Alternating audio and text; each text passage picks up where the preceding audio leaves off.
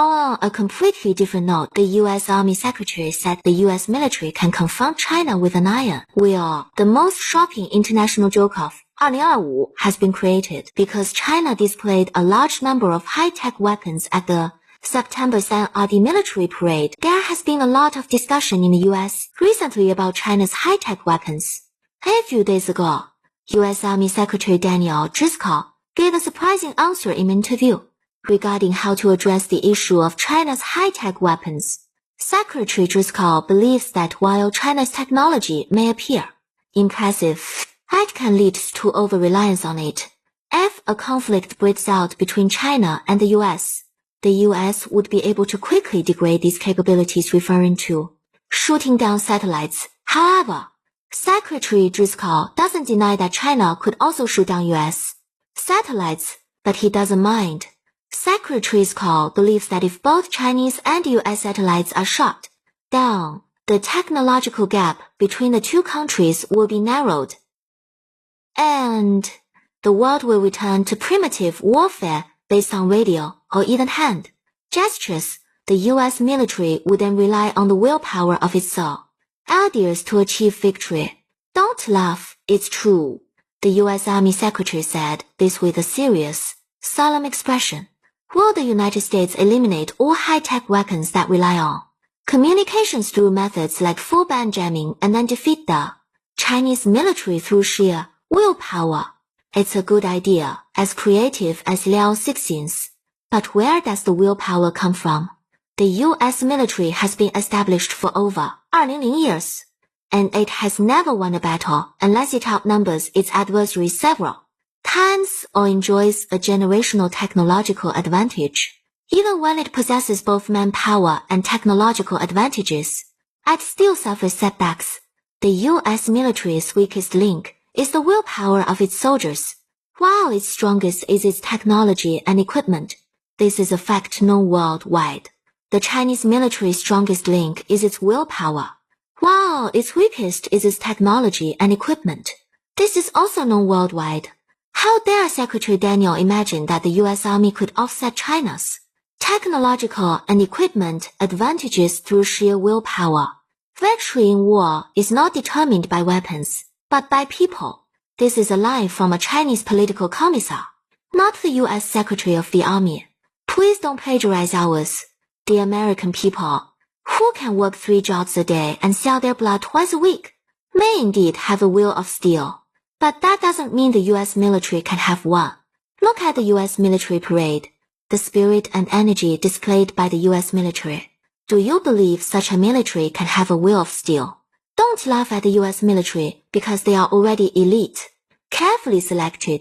Seriously, according to a 2022 Pentagon Public Report, the obesity rate BMI 大于等于30 among active duty U.S. military personnel reached 19.3%.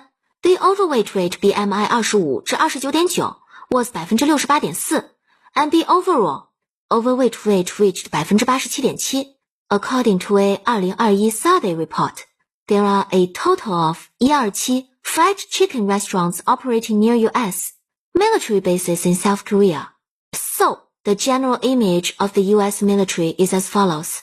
Although the U.S. military personnel participating in the U.S. military parade lacked energy, their appearance alone indicated that none of them had obesity issues. Therefore, based on their appearance alone, we can conclude that they are among the top 10% of the U.S. military.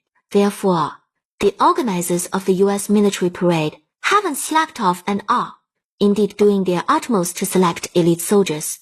This isn't to say that overweight individuals aren't necessarily elite soldiers, but rather that the military profession is unique and it's hard for anyone to believe that a fat person could be one. Even more outrageous is that the U.S. military's recruitment requirements explicitly exclude obese individuals from enlistment. The most common reason for rejection of enlistment age in recon youth is obesity. This means that U.S. military recruits are all thin and of normal build, yet the average overweight rate across the U.S. military is a staggering 87.7%. This isn't to say that a military that can quickly turn thin recruits into obese individuals necessarily has poor military discipline and military spirit, but the military profession is unique, and it's hard for anyone to believe that such a military can have good military discipline and military spirit. When China's robot wolves and unmanned tanks surge across the mountains and plains, facing the fully deployed Chinese unmanned tank swarms, I don't believe that General Smith, in such a desperate situation, would lead his soldiers in singing Mississippi River waves wide. Wind blows marijuana fragrant both banks. Then he said, everyone, bayonet with me. Wealthy, pampered, and weak-willed, these are the words that best describe American soldiers. Silent and resilient, hardworking, and selfless. When I put these adjectives in front of American soldiers, anyone would find them absurd, including the American people themselves. It's not that there aren't heroes among the American people who choose to join the military. In the past few years, both the Chinese and American armies have produced heroes with astonishing willpower, but Chinese officers, facing a clear disadvantage, displayed this kind of willpower when two Chinese soldiers were isolated and surrounded by a large Indian force. With no chance of victory, they displayed such willpower that they bit a grenade in their mouths, using mutual destruction to deter the Indian army and endure until reinforcements arrived. The only example of American soldiers demonstrating willpower was when soldier Aaron Bushnell set himself on fire in front of the Israeli embassy in the United States, shouting "Liberate Palestine" as he burned in the flames of high-energy aviation gasoline and stood unwavering for 43 seconds. If the U.S. military were full of people like Aaron Bushnell, it would indeed be able to compensate for its technological disadvantages with willpower. Such individuals, fighting to defend their country, would be fearless and undoubtedly battlefield heroes. But if the U.S. military were full of people like Aaron Bushnell, a war between China and the U.S. would be impossible, and the U.S. might even be threatened with communism at any moment. Thus, a top-tier U.S. military elite like Aaron Bushnell self-immolated and died, never again able to fight to defend the U.S. Following his death, the U.S. government and media colluded to smear Bushnell, forcing his image in the U.S. into that of a deranged psychopath. With such a hero ultimately meeting such a fate, and the resulting example serving as a warning to others, how could the U.S. military still possess any willpower?